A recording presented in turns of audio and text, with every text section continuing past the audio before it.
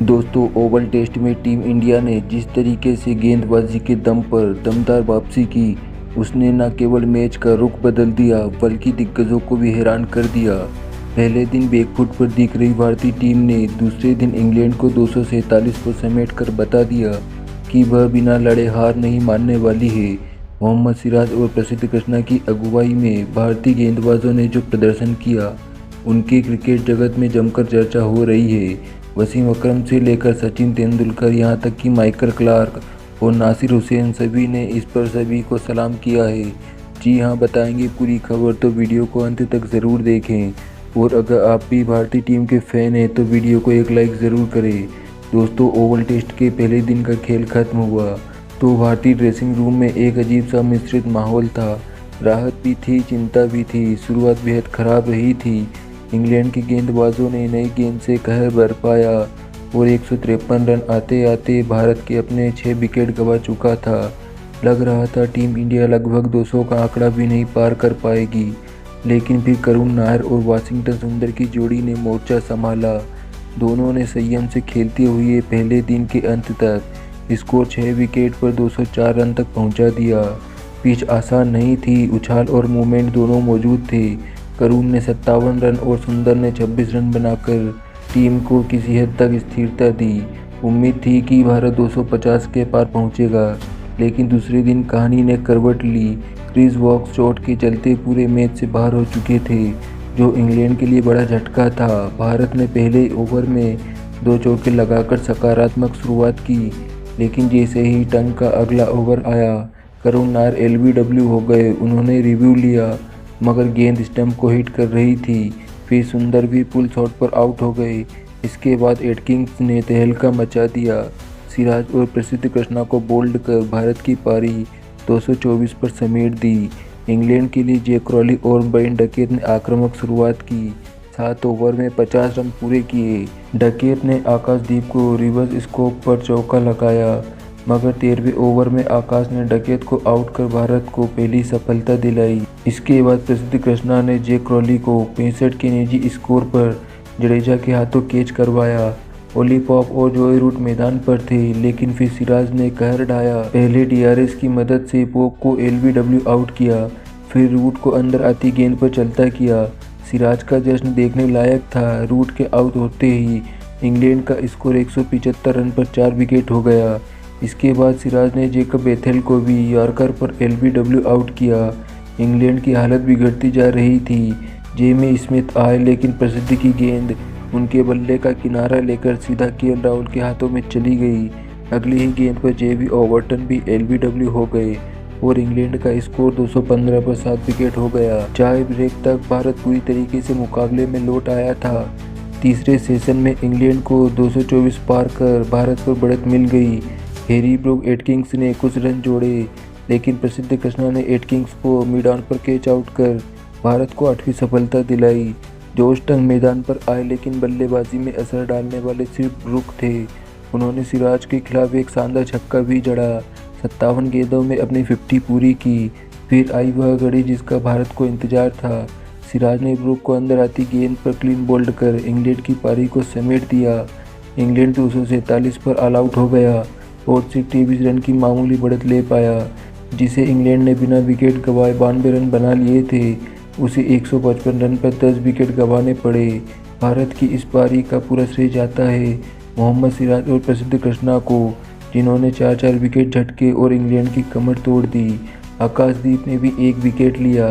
सिराज अब इस सीरीज में सबसे ज़्यादा 18 विकेट लेने वाले गेंदबाज बन गए हैं।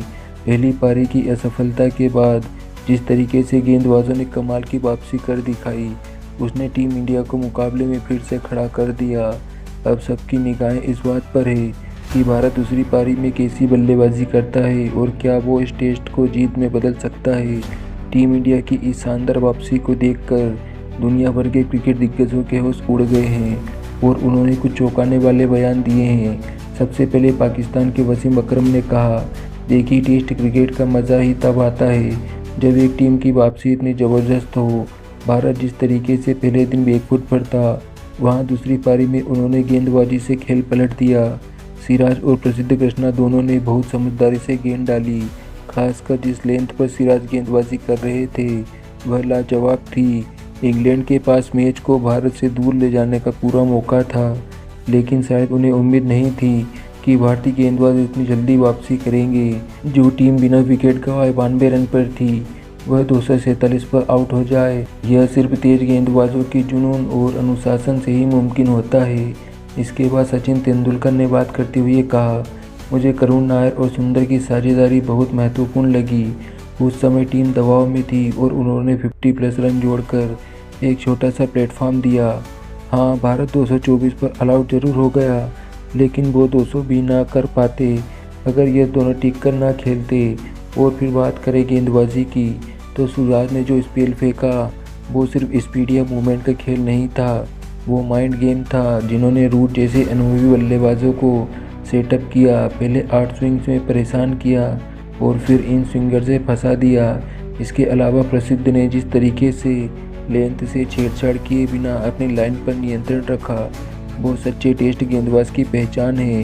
भारत को अब सिर्फ यह देखना होगा कि दूसरी पारी में बैटिंग कैसे करते हैं। अगर 250 से 75 का टारगेट खड़ा कर दिया तो इंग्लैंड पर दबाव बन सकता है।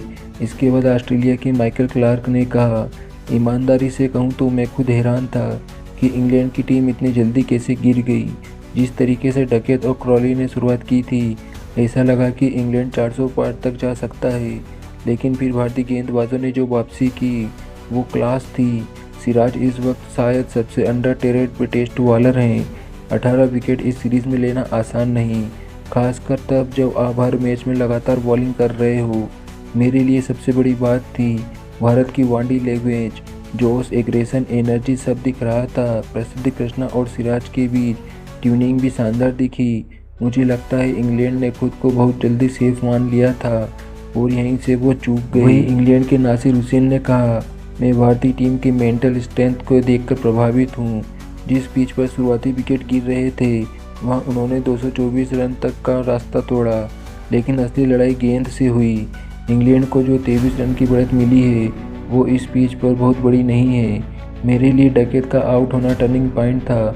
आकाशदीप ने उन्हें जिस तरीके से आउट किया वो एक प्लान्ड विकेट था और फिर प्रसिद्ध कृष्णा ने लगातार लाइन लेंथ पर पकड़ बनाकर दबाव बनाए रखा।